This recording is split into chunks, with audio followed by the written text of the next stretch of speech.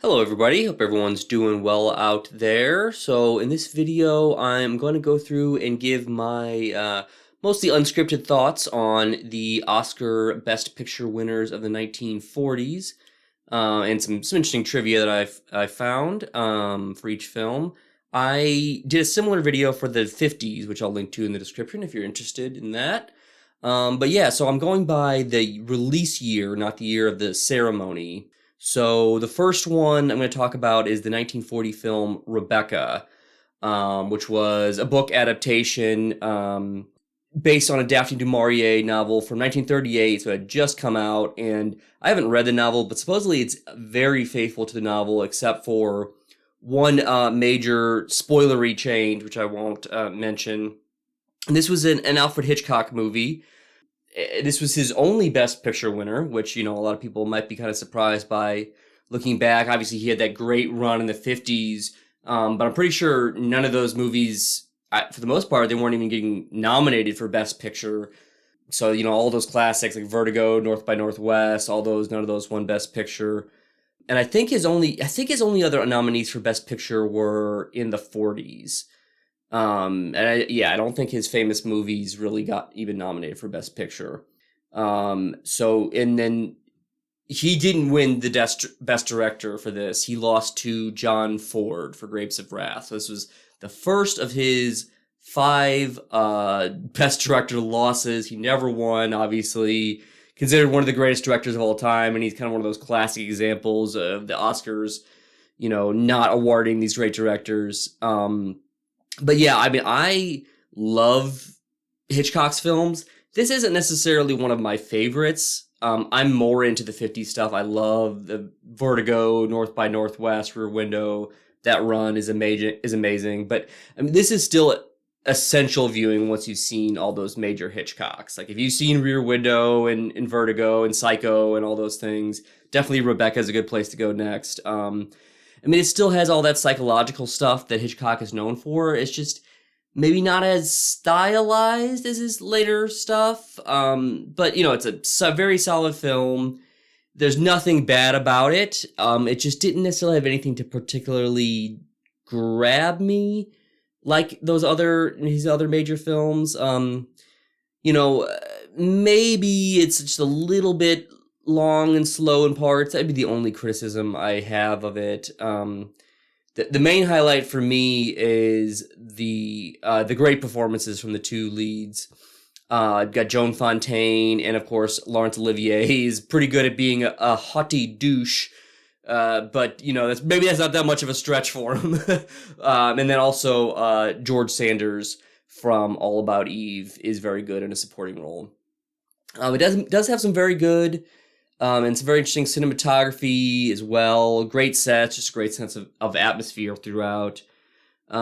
This only won one other Oscar for Best Black and White Cinematography, which, if you don't know, back in the day, a lot of the categories were divided up between black and white and color, like cinematography and I think a costume design and art direction. But yeah, Wikipedia says that this is currently the only film since 1936, which was when they introduced awards for supporting actors, that despite winning Best Picture, received no Oscar for acting, directing, or writing. This beats some pretty well remembered movies for Best Picture, including The Grapes of Wrath, like I already mentioned, The Great Dictator, and The Philadelphia Story. Moving on, next year, we have 1941's How Green Was My Valley. And this is a John Ford film.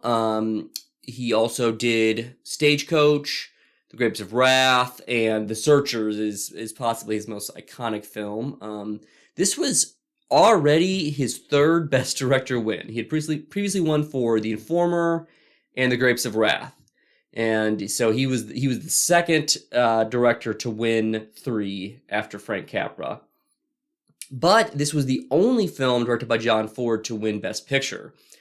No huge names in the cast. It does have Maureen O'Hara, who was known for being in Miracle on 34th Street and a bunch of John Wayne movies like The Quiet Man. It has Roddy McDowall as a child actor who was in Cleopatra, The Longest Day, and Fright Night, and Walter Pidgeon from Mrs. Miniver. This is kind of more known these days for being the film that beat Citizen Kane at the Oscars. That's kind of, it's almost been relegated to like a trivia question. It also beat Maltese Falcon, which in my opinion, both of them are definitely better than this. Not that this is a bad film or anything, but this also won director, best supporting actor, black and white art direction, black and white cinematography.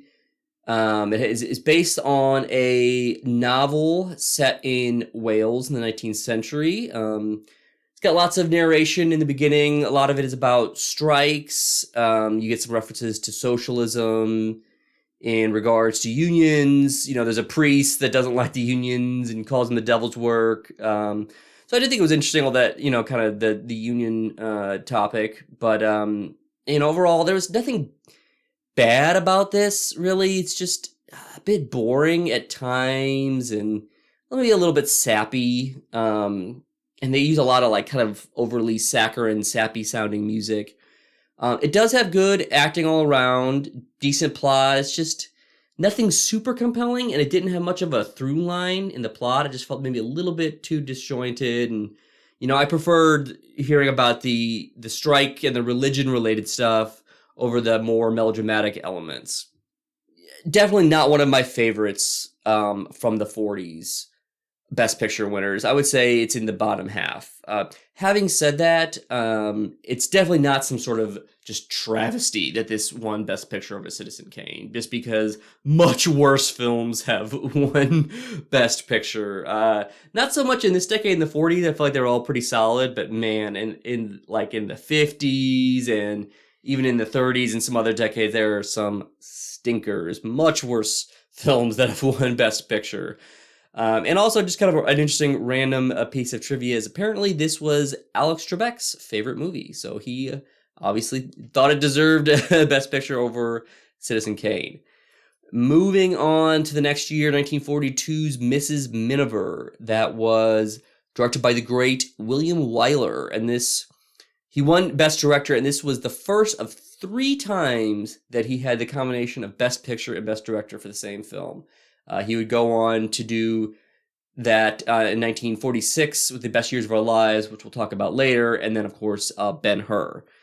Wyler is the most nominated director in Academy Awards history with 12 nominations, tied with Capra for wins, with the 3 wins, and just behind John Ford, who won 4 Best Director Oscars. He's the only he's the only director in Academy history to direct 3 Best Picture winning films and directed 13 Best Picture nominees, more than anyone else. That is crazy.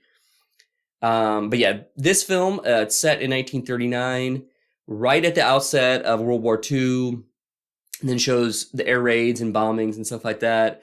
But this is not a military film. It's not about battles or generals. It's about the domestic side of World War II and how it affected civilians. It's very, very loosely based on a newspaper column.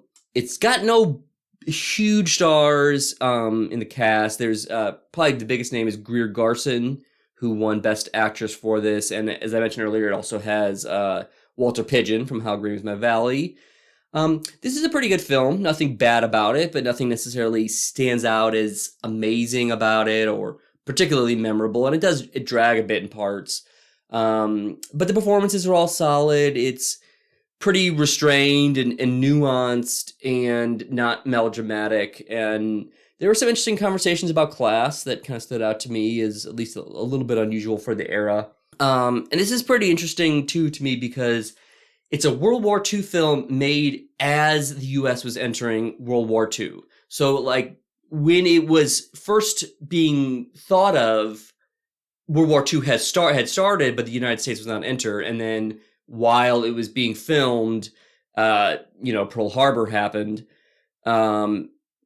and scenes were rewritten to reflect the increasing likelihood that the U.S. would join. And so, and this film's status as propaganda is interesting to me, which, just so everyone is clear, propaganda is not necessarily a bad thing. Propaganda doesn't mean bad. It doesn't mean that the film is full of lies or whatever. It just means that it's advocating a certain position. Now, having said that, this doesn't feel like just 100% blatant propaganda, or maybe it's just a little bit subtle in it. Because, it was called propaganda at the time by many, including Churchill and the Nazi Goebbels, and even William Wyler himself called the film propaganda. And he specifically went out of his way to make the German pilot in the film less sympathetic. But having said that, with the modern eyes, it just didn't really feel like hardcore propaganda to me. Or maybe that's just because there are some other World War II films that are just so propagandistic and not subtle. But, I mean, this did have a speech that was used for leaflets by the government that were dropped over occupied territory. So obviously it has those elements. But it's definitely more than just quote-unquote propaganda. Okay, the next one is Casablanca from 1943. This is one of the most discussed movies of all time. There's not a ton I can say that hasn't already been said a million times. But for me, this is absolutely a movie that lives up to its hype. It deserves to be considered one of the greatest films of all time, especially if you're just narrowing it down to like the golden age of Hollywood. It's easily one of the best golden age of Hollywood films. I love the script, love the performances, all the small roles that are still super memorable. You get these actors like Sidney Greenstreet and Peter Lorre giving this great performance in this small role. It's such a rewatchable film. It's so entertaining. Every scene is great and moves both the plot along and develops the characters. And it's just absolutely nuts how many iconic lines are in this. Basically, almost every scene has an average of one famous iconic line. It's just nuts like that. It's like Hamlet or something, and how many famous lines are in this movie. And I also will say I have to highly recommend the Blu-ray of Casablanca in general, but especially the Roger Ebert commentary track on there. Very, very interesting. And so, like I said, I'm not going to talk for too long about this because it's been discussed so many times. But if I had to pick a personal favorite of the 40s Best Picture winners, it would definitely be Casablanca. Then the next year, 1944, we have a film called Going My Way, which is it's a musical, but it doesn't have people like busting out in song for no reason. It's just multiple scenes where characters sing. It's directed by Leo McCarey, who made a lot of screwball comedies and the iconic Marx Brothers film Duck Soup. It has Bing Crosby in the main role, who won the Oscar for this. And it's got William Frawley, who played Fred from I Love Lucy, as a small role. The film's about priests. Bing Crosby plays a priest going to a new parish in New York City. There's nothing bad about this, really. Again, it's just kind of boring without a particularly interesting plot or characters. It just kind of feels meandering. It doesn't really have a focus. I can definitely see why it's relatively forgotten. And it seems like a relatively weak Best Picture winner. Maybe I might have to pick this as the worst Best Picture winner of the decade if I had to pick one. But in the 40s, there weren't really... None of these movies are bad, I would say. Unlike when I did the 50s video, there were at least two or three of them that were... if not outright bad, then mediocre at best. But yeah, the 40s are more consistent, I feel like. And this is unusual among 40s films in that it got a sequel, actually. So this is the first Best Picture winning Oscar movie to get a sequel. The sequel is called Bells of St. Mary's, and it had Bing Crosby in it, and he got nominated again for Best Actor. Best Actor. And an interesting bit of trivia for this is that this is the only film where the same actor, Barry Fitzgerald, got a nomination for Best Actor and Best Supporting Actor. And since this is now impossible, presumably he'll always be the only person with this odd distinction. I guess at the time, you didn't have to pick a lane, and people just kind of like voted for whoever they wanted. And now you have to submit yourself and say, oh, I'm campaigning for actor or Best Supporting Actor. Fitzgerald ended up winning for Best Supporting Actor, and this was the first film to have 2 actors win an Oscar. All right, moving on, we have The Lost Weekend from 1945, and this is by one of my favorite classic directors, Billy Wilder, who had already made some of the best films noir, one of the best films noir, Double Indemnity. And then he went on to do Sunset Boulevard, Stalag 17, 7-Year Itch, Witness for the Prosecution, Some Like It Hot, and his other Best Picture winner, The Apartment. And I actually did a video on Billy Wilder if you're interested. Just search intro to director Billy Wilder and it should come up. But yeah, Wilder, he won Best Director for this and Best Adapted Screenplay with Charles Brackett. He also won the top prize at Cannes Film Festival, which is relatively rare for a Best Picture winner. This is about alcoholism, and it's one of, if not the earliest Hollywood film to portray alcoholism in a somewhat realistic manner. And now it may seem like a little bit of a cliche portrayal of an alcoholic, but I would assume that at the time this was probably pretty groundbreaking and not cliche. Supposedly the booze industry offered Paramount $5 million to not release the film, which I thought was kind of interesting. Because this is definitely a very frank and sad depiction of alcoholism. It's overall, it's a pretty good movie. There's no big flaws, pretty entertaining. It's not boring. It's got some good cinematography. It has some interesting effects in it to portray the alcoholism and stuff like that. This has Jane Wyman in it, who was married to Ronald Reagan at the time. Ray Milland won Best Actor for it, which I thought was quite deserved. And this was also an interesting bit of trivia. This was one of the earliest films to use the theremin, which is an electronic instrument often associated with 50s sci-fi. And so, this was one of the earliest films to use it on the soundtrack. And I love electronic film score, so I really appreciate this. Yeah, and the score was even nominated for an Oscar, but lost to the score for Hitchcock's Spellbound. And so I'd say this is definitely one of the better or more memorable 40s Best Picture winners. Definitely, I'd put it in the top half, the top 5 of the decade. Then we have The Best Years of Our Lives from 1946, which this is a long one. It's almost 3 hours. This one is on Amazon Prime, last time I checked, in the United States, if you want to watch it. It's about 3 veterans adjusting to life after coming home from World War II. Again, this was William Wyler, his second Best Picture of the decade. He had won more in the 50s.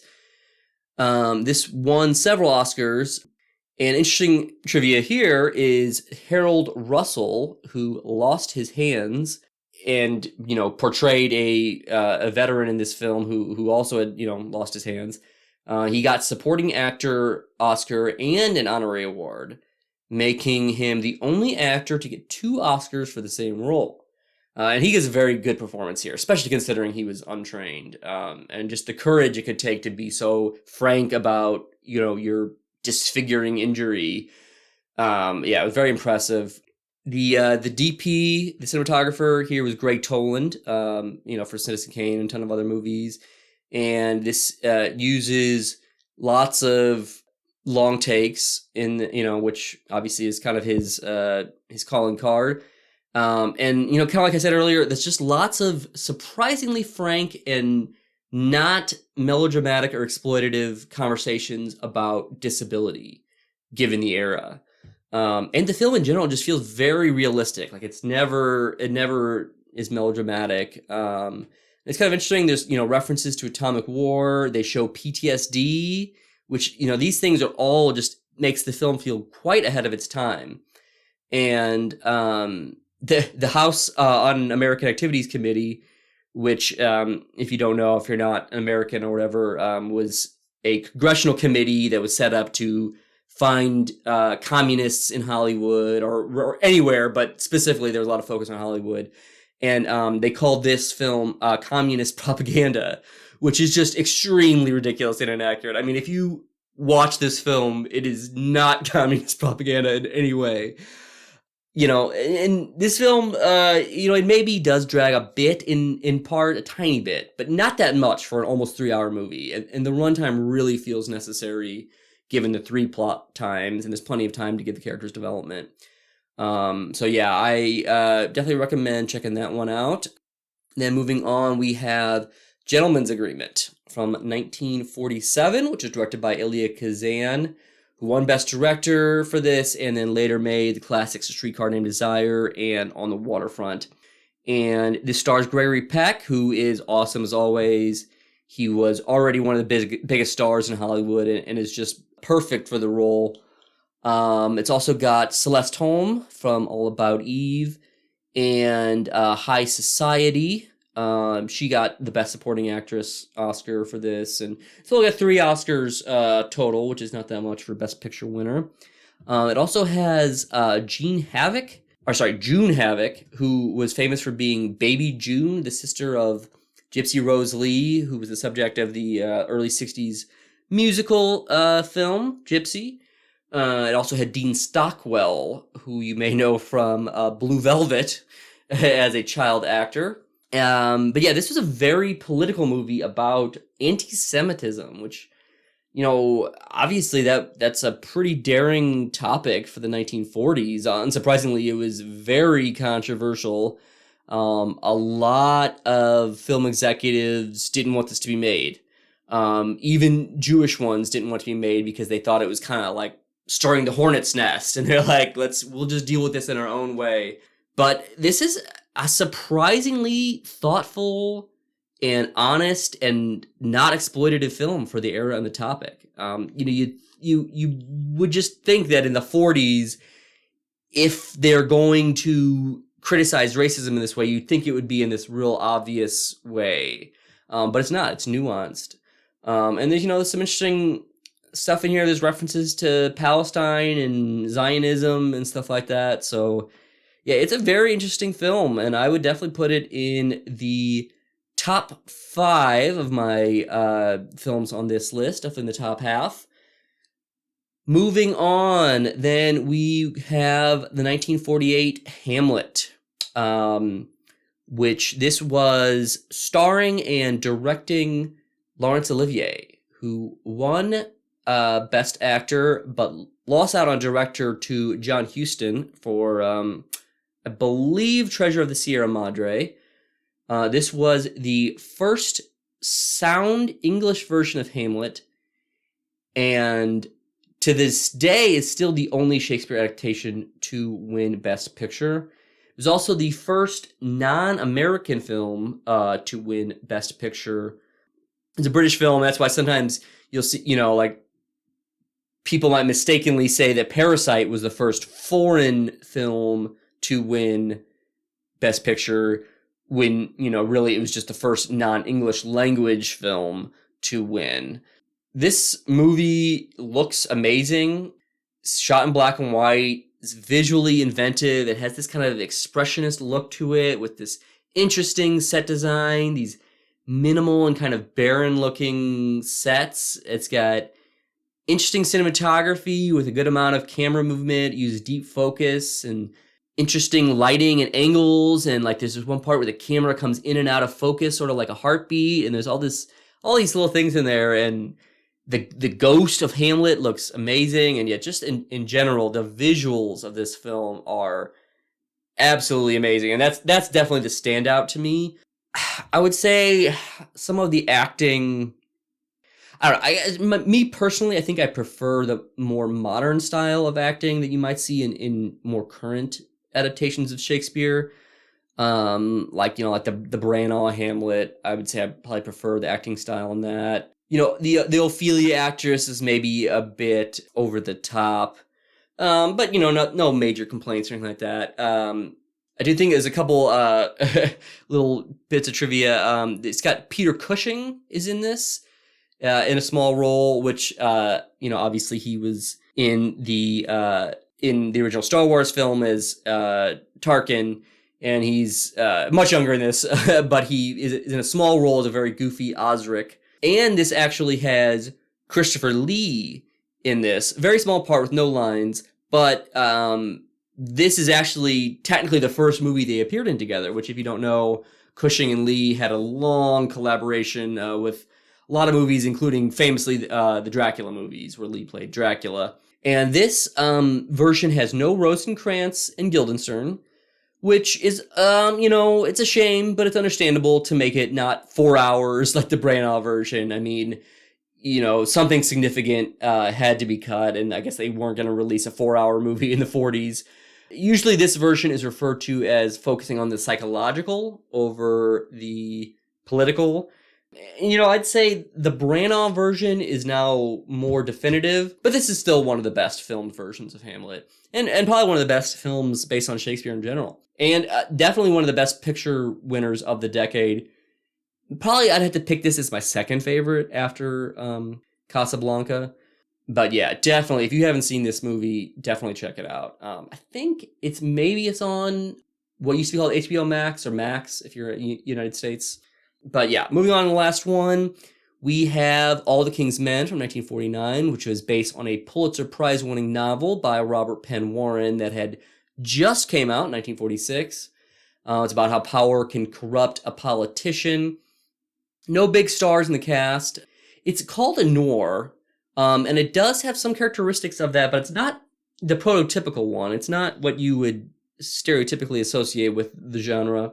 It's definitely one of the darker Best Picture winners of the decade. And I would say this is good, but not great.